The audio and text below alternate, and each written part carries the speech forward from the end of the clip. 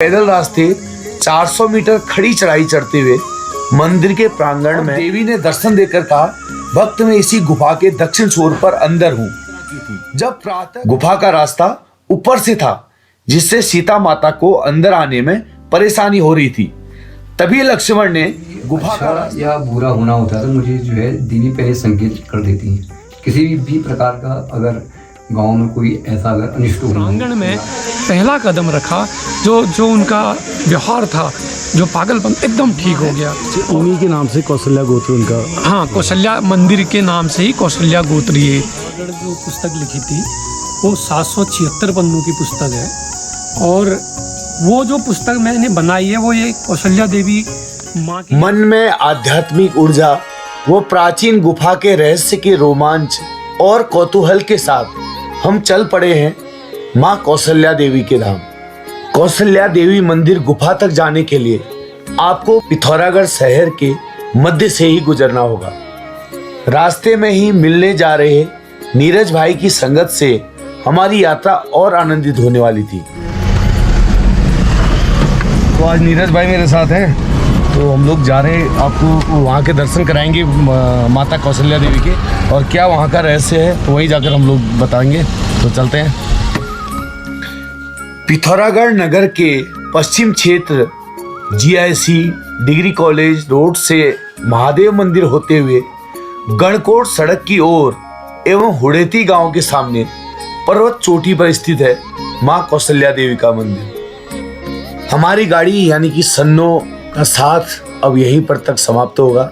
इसके बाद हमने पैदल ही एक खड़ी चढ़ाई पार करके उस धाम तक हमने पहुंचना होगा। नमस्कार, पहला गिरदा पहाड़ी चैनल में आप सभी का स्वागत है, अभिनंदन है। तो आज हम लोग जा रहे हैं कौशल्या देवी मंदिर। राम की माता कौशल्या देवी जब बताते हैं कि जब कैलाश को जा रहे थे, कैलाश पर्वत को, तो वो यहीं इसी गुफा में, यहाँ एक गुफा है तो वहीं जाके हम देखते हैं। तो वहाँ रुक करके उन्होंने साधना की थी, और उसके बहुत से और भी रहस्य हैं, तो वहीं जाके चलते हैं।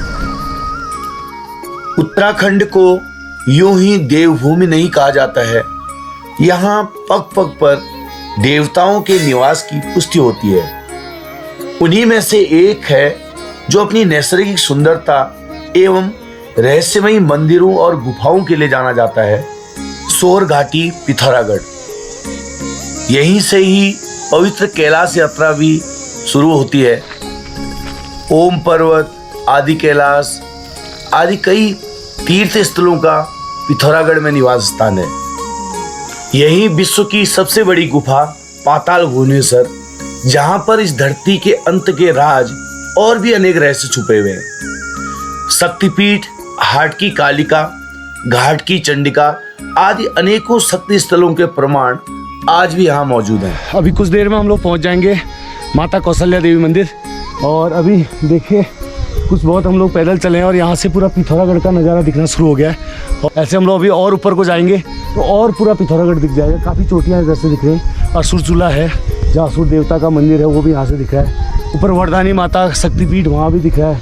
उल्का मंदिर यहाँ से, वो भी शक्तिपीठ है, वहाँ भी दिख रहा है।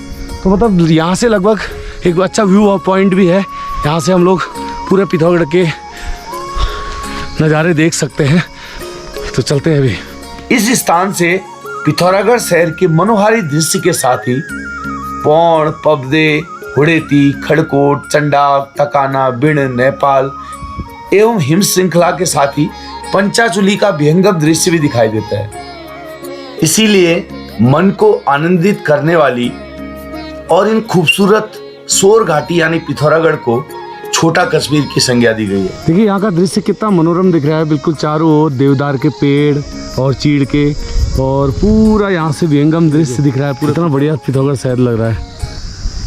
ऊपर है नीरज भाई, तो पहले आए, मैं पहले कभी नहीं आया हूँ इधर, आज फर्स्ट टाइम आ रहा हूँ, लेकिन बहुत अच्छा लग रहा है। और क्योंकि यहाँ का जो नज़ारा है ना चारों ओर का, वो अपने को एक बहुत आनंदित कर रहा है।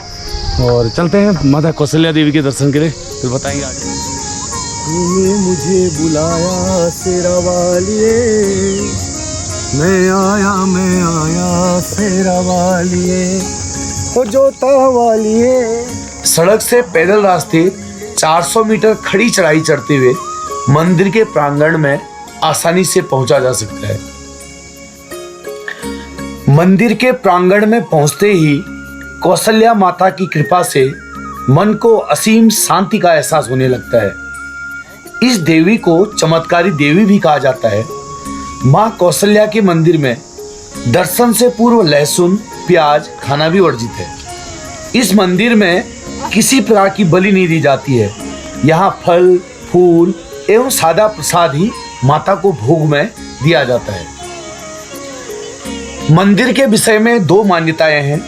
कहा जाता है कि कौशल्य नामक ऋषि जो अयोध्या के राजा थे, मन की शांति के लिए हिमालय की ओर चल पड़े।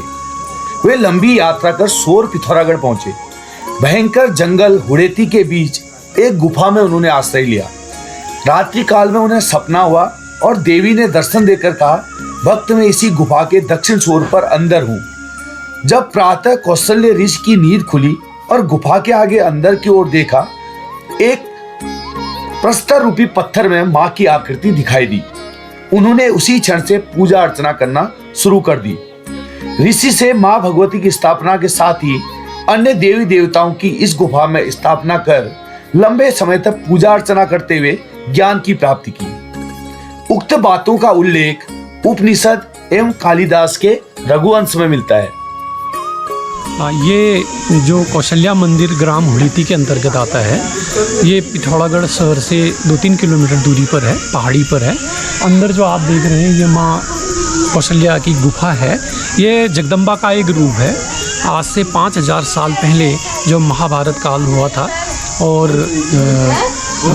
तो उस वक्त पांडव जो आए थे, आपको कैलाश मानसरोवर यात्रा की थी, तो कहा जाता है कि इसमें पांडवों ने यहाँ रुके थे और उनकी एक और मान्यता के अनुसार भगवान राम की माता कौशल्या ने कैलाश मानसरोवर यात्रा के दौरान इस गुफा में कुछ दिन विश्राम किया। उन्हें इस स्थान में दैविक शक्ति होने का एहसास हुआ और उन्होंने मां भगवती की स्थापना कर एक छोटे से मंदिर का निर्माण किया। तभी से इस स्थान को कौशल्या देवी मंदिर के नाम से जाना जाता है। इसमें 25 से 30 मीटर तक की एक गुफा है जिसका मुख्य द्वार छोटा सा है, जिसमें भक्तगण आसानी से अंदर बाहर आ जा सकते हैं। गुफा के अंदर कई प्रकार की पौराणिक मूर्तियां रखी गई हैं। अंदर बड़े पत्थर के रूप में मां कौशल्या की मूर्ति प्रस्तर रूपी मूर्ति है जो 1.5 मीटर तक की है। भक्तजन इसी मूर्ति की पूजा अर्चना करते हैं। इसके बगल में भगवान राम ने स्वयं इस मंदिर में शिवलिंग की स्थापना कर पूजा अर्चना की थी। गुफा का रास्ता ऊपर से था, जिससे सीता माता को अंदर आने में परेशानी हो रही थी। तभी लक्ष्मण ने गुफा का रास्ता आगे से खोला था। तो ये है जो गुफा का जो प्रवेश द्वार है, थोड़ा सा सकरा है, लेकिन आप आसानी से अंदर जा सकते हैं, कोई ऐसा दिक्कत नहीं है। कहा जाता है भगवान राम ने इस गुफा में कई दिनों तक पूजा अर्चना कर कैलाश मानसरोवर की ओर प्रस्थान किया था। इस मंदिर से पानी की धारा पहाड़ के अंदर ही अंदर बहते हुए नीचे महादेव के धारे के रूप में निकलती है, जिससे नगर के हजारों परिवारों को आज भी शुद्ध जल की प्राप्ति होती है।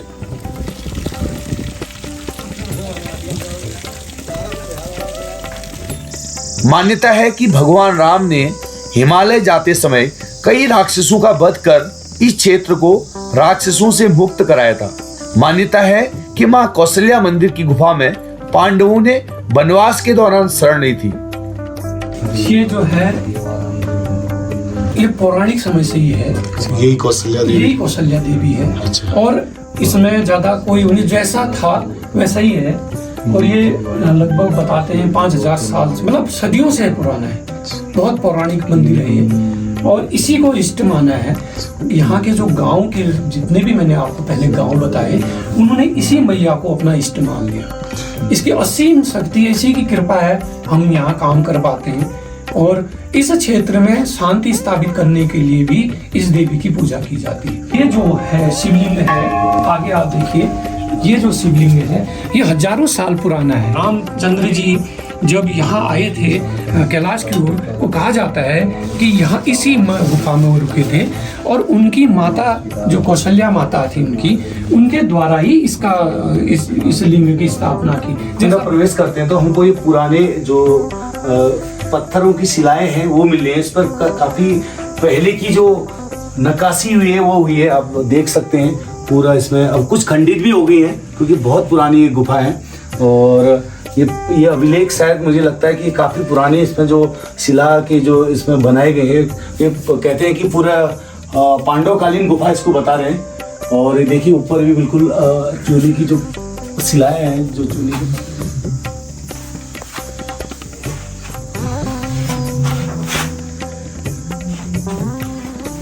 उसका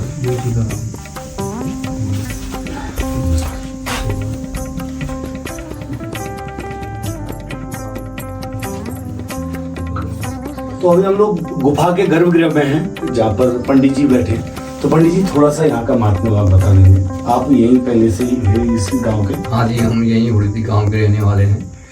तो ये हमारी इष्ट देवी माँ कौशल्या के रूप में है। तो ये राम की माँ जैसे कि स्पष्टी है।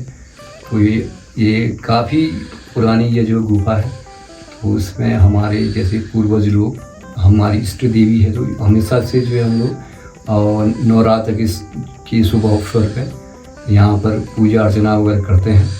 और सबकी मनोकामना ये मैया जो है पूर्ण करती है। जो भी भक्त लोग आते हैं तो वो लोग बताते हैं कि भाई उनकी मनोकामना पूर्ण हुई है। जो भी वो लेकर के आते हैं, जो भी अभिलाषाएँ लेकर के आते हैं मंदिर में, तो उनकी जो भी मनोकामना है वो अवश्य ही यहाँ पर पूर्ण होती है। तो आप जैसे हमेशा पूजा अर्चना के लिए आते हैं? हाँ जी हाँ, मैं हमेशा जो है इसमें मंदिर में जब भी कोई विशेष अवसरों पे तो हम आते ही हैं। और इसके साथ साथ जब भी कोई विशेष पर्व होता है, जैसे संक्रांति तिथि है, अष्टमी है, तो उस दिन तो मैं अवश्य इधर पर आता हूँ और पूजा अर्चना दिया बत्ती के लिए हमेशा आता हूँ। आपको कभी कुछ ऐसा आभास हुआ शक्ति का, या कुछ ऐसा दिखता है? जब कई लोगों को शेर दिखते हैं या कई बार कुछ ऐसा दिखता है, कुछ ऐसा आपको कभी अंदर दिल से कुछ ऐसा यहाँ महसूस हुआ? हाँ जी हाँ, तो मुझे मतलब कोई भी अच्छा या बुरा होना होता है तो मुझे जो है देवी पहले संकेत कर देती है। किसी भी प्रकार का अगर गाँव में कोई ऐसा अगर अनिष्ट होना हो या कोई शुभ कर्म होना हो तो उसके संकेत मुझे हो जाते हैं जी। तो जैसे किस तरह, एक थोड़ा सा आप उदाहरण? और जैसे अगर कोई इस मंदिर में कोई अगर भव्य कार्यक्रम होना है तो वो संकेत मुझे मिल जाता है कि यहाँ पर जो है कुछ रंगी बिरंगी पताकाएँ जो हैं, और यहाँ पर जो है जगमग से जो है ये पहाड़ जो है जगमगाता हुआ मुझे दिखता है। अच्छा, सपने? जी हाँ। तो ये मुझे पहले आभास हो जाता है कि भाई यहाँ मंदिर में कुछ ना कुछ कार्य होना है। तो पंडित जी जब आपको ऐसा आभास हुआ तब वो चीज़ें हुई हैं? हाँ जी हाँ, हुई हैं। अच्छा। ये अवश्य ही जो है हुई हैं। और मुझे ये स्वप्न में कभी कभी ऐसी स्थिति आती है कि भाई ये कार्यक्रम होगा या ना होगा। गांव में जब हम बैठक करते हैं तो कुछ लोगों के मन में शंका होगी कि भाई ये कार्यक्रम कर रहे हैं, जैसे भागवत देवी भागवत वगैरह करते हैं, तो उनके पूर्ण होगा या हाँ ये पूर्ण होगा या इसको कर पाएंगे नहीं कर पाएंगे, तो हाँ तो मतलब मन में शंकाएँ होती हैं। तो उसके संकेत मिल जाते हैं कि भाई ये कार्य पूर्ण होना है। तो क्योंकि इस स्थान पर कुछ ऐसा दिखाई देता मुझे कि बहुत सारे दीपक जलते हुए, और या मैया के स्वरूप में कोई मतलब साक्षात देवी जो है आप करके मतलब इस प्रकार का दर्शन देती हैं स्वप्न में। जैसे अभी कुछ अगर नकारात्मक होना हुआ हो तो उसका भी संकेत? हाँ हाँ, वो तो उस प्रकार के मतलब लक्षण दिखते हैं, जैसे यहाँ के पेड़ों पर गिरना, तो इस प्रकार के स्वप्न में जब आता है तो इस प्रकार का मुझे आभास हो जाता है। तो अभी हम लोग गर्भगृह से पूजा अर्चना करने के बाद जो कौशल्या माता ने जो शिवलिंग की जो स्थापना की थी उसके दर्शन करने के बाद तो अभी हम लोग गुफा से वापस आ रहे हैं। और वाकई में यहाँ एक अलौकिक अनुभव हमको मिल रहा है और एक नई स्फूर्ति और एक नई एनर्जी हमको यहाँ फील कर रहे हैं हम लोग।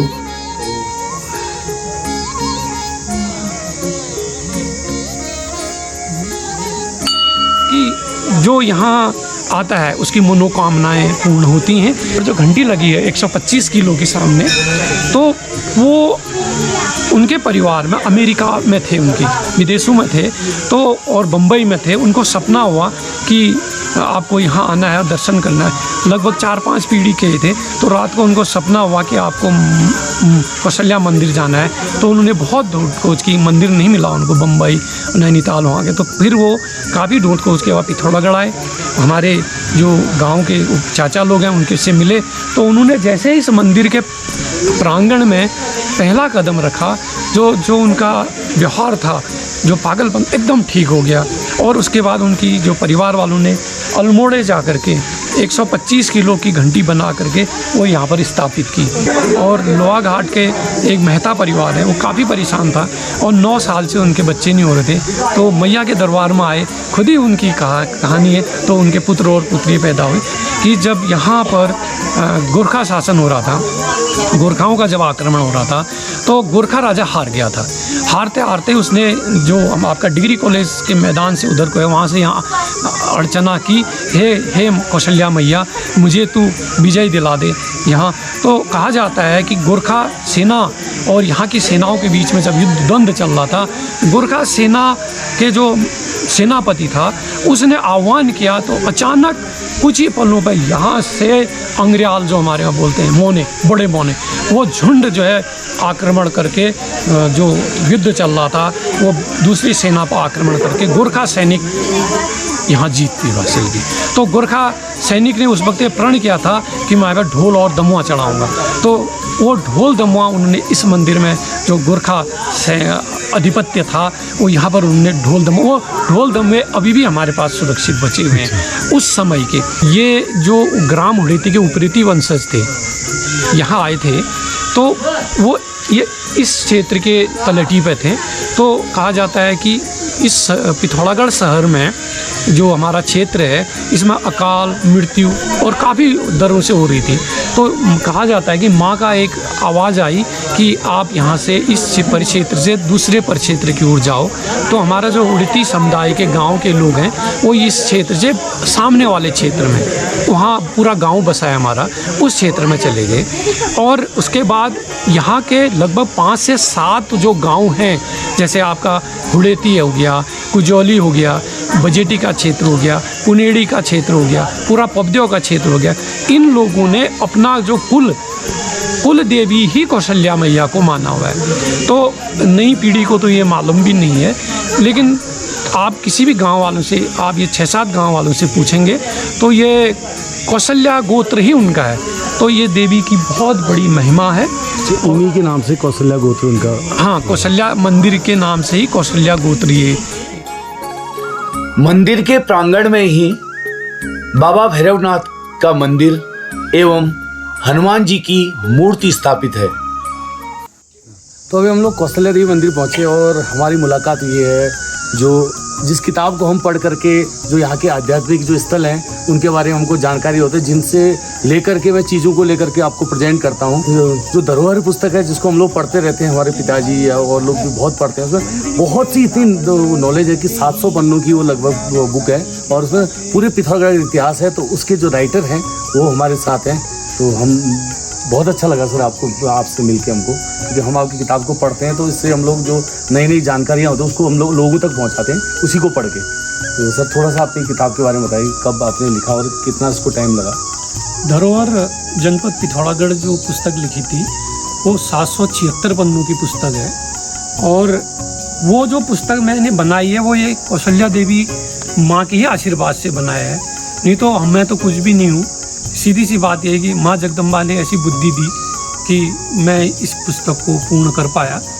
और लगभग इस पुस्तक तो बनने में 5 से 10 साल पूरे लग गए, काफ़ी लंबा समय इसको लगा। और इसमें जो है सबसे पहले हमने इस पिथौरागढ़ का इतिहास इसमें दर्ज किया है। और इसके बाद हमने यहाँ के फ्रीडम फाइटर्स 30 साल पुराने जो फ्रीडम फाइटर्स उस वक्त जिंदा थे, तो उनकी कैसेट भी मैंने बना के रखी है। जो ऑडियो जो कैसेट है अभी तक मेरे पास सुरक्षित है, क्योंकि इतिहास जो है वो झुटलाया नहीं जा सकता, उनके सबूत, उनके प्रमाण अभी तक मिल पाए। उसके साथ साथ ही फिर मैंने उसमें जो है खिलाड़ियों के बारे में जोड़ना शुरू, यहाँ के जितने भी महान खिलाड़ी रहे हैं, ओलंपिक, एशियाड और फुटबॉल के बशीड़ा जी, आयरन वॉल ऑफ इंडिया की जिनको उपाधि मिली, भारत के कैप्टन रहे कई सालों तक वो फुटबॉल टीम के। ऐसे ही हमारा भीष्म पितामह बॉक्सर हमारे पिथौरागढ़ के है ना, जिनको कई अवार्ड हमारे मिल चुके हैं। तो ऐसे ही कापड़ी जी हैं बास्केटबॉल में, हमारे वल्दिया जी हैं नौकायन में। तो काफ़ी लंबा एक मैंने फ्रीडम फाइटर्स के साथ साथ खिलाड़ियों का जोड़ा। खिलाड़ियों के बाद फिर बढ़ते क्रम चलते गया तो 62, 65, 71 के युद्ध के जो वीर सैनिक थे, इस हमारे पिथौरागढ़ जनपद के, उनको भी हमने उसमें इंक्लूड किया। साथ साथ ही चेन जब आगे बढ़ती गई तो यहाँ के अधिकारी, यहाँ के जितने भी जिला अधिकारी से लेके ब्लॉक प्रमुख से लेके जिला पंचायत अध्यक्ष, ब्लॉक कितनी यहाँ की जनसंख्या कब रही क्या रहा, उसमें टोटल डिटेल हमने डाला है। फिर क्रम बढ़ा, फिर ये मंदिर का आ गया। तो मुस्तामानू से हमारा शुरू हुआ था, इष्टदेवी कौशल्या मंदिर, ध्वज थलकेदार और हाट कालिका, यहाँ के तमाम जितने मंदिर प्रसिद्ध मंदिर थे वो हमने उसमें लिए। कुछ एक दो मंदिर जो छूटे थे क्योंकि दस्तावेज क्लियर नहीं हो पाने का, अब हम उनको दूसरे उसमें करेंगे। और फिर यहाँ के महापुरुषों के बारे में, जैसे खड्ग सिंह वल्दिया हैं, पंचाल चीफ सेक्रेटरी हैं, बड़े बड़े पदों पे जिन्होंने इस समाज के लिए बहुत किया, उसमें जोड़ा है। यहाँ के कौन कौन अधिकारी आए, क्या एक दस्तावेज मैंने प्रयास किया बनाने का, वो धरोहर पिथौरागढ़ जनपद के रूप में वो पूर्ण हुआ। तो उस किताब में सबसे अच्छी बात ये लगी कि जो गूढ़ रहस्य हैं जिनको मतलब अभी तक कोई नहीं जानता था, वो गूढ़ रहस्यों का जो जानकारी हमको उस किताब में मिली। अगर हमारे व्यूअर अगर जो भी देख रहे हैं, अगर वो किताब को खरीदना चाहते हैं, उस पिथौरागढ़ के पूरे इतिहास को देखना चाहते हैं, तो कैसे उनको मिल सकती है ये बुक? अभी हमारा कुछ ही बुक है अब बची हैं, हमें लुंठीवाड़ा पुस्तक भंडार में है, कुछ पुनेठा जी के वहाँ है। लगभग हमारे पास 1000 किताबें थी, लगभग 900 के आसपास तो बिक चुकी हैं। थोड़े बहुत किताबें मार्केट में हैं, क्योंकि ये IAS जो PCS जो ये हमारे पुलिस के बच्चे जो भर्ती वाले हैं, उन्होंने वो लगभग खरीद लिए। अब कुछ किताबें बची हैं भी, मतलब लुंठी पुस्तक भंडार में आप डिमांड दे के मंगा सकते हैं, और रिप्रिंट और कराएंगे, इसका भविष्य में कराएंगे। अभी मेरी पहली पुस्तक जो है क्रीड़ापथ उत्तरांचल है, दूसरी तुम्हारा शहीद वतन सैन्य पुस्तक है, तीसरी ये आप जो जिसका हम जी के धरोहर है। अभी 2 पुस्तकें और चल रही हैं। और अगर कोई जो रिसर्च कर रहा है, किसी को जानकारी प्राप्त कर, क्या आप उनको जानकारी अवेलेबल करा सकते हैं? हाँ बिल्कुल। तो मैं सर का कॉन्टैक्ट नंबर भी उसमें फीड कर दूंगा, तो आप उनसे संपर्क करके भी जानकारियाँ आप लोग पूरी ले सकते हैं, क्योंकि सर के पास भंडार है पूरी जानकारियों का।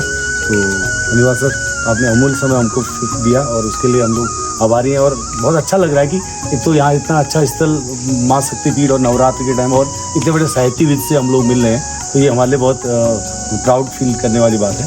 तो धन्यवाद। मंदिर के निकट ही शनिधाम भी स्थापित है।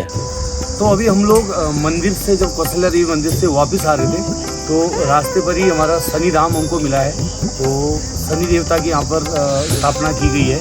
तो सन्नो देवी रवस्ते आप हंती संज्ञ और सर्वत्र ओम श्री शनिचराय नमः। तो इसी वीडियो के साथ हम लोग यहाँ पर लेते विराम। मिलेंगे अगले वक्त में एक नई रहस्य और नए रोमांच के साथ, एक नई शक्तिपीठ के साथ। तब तक के लिए नमस्कार। पहला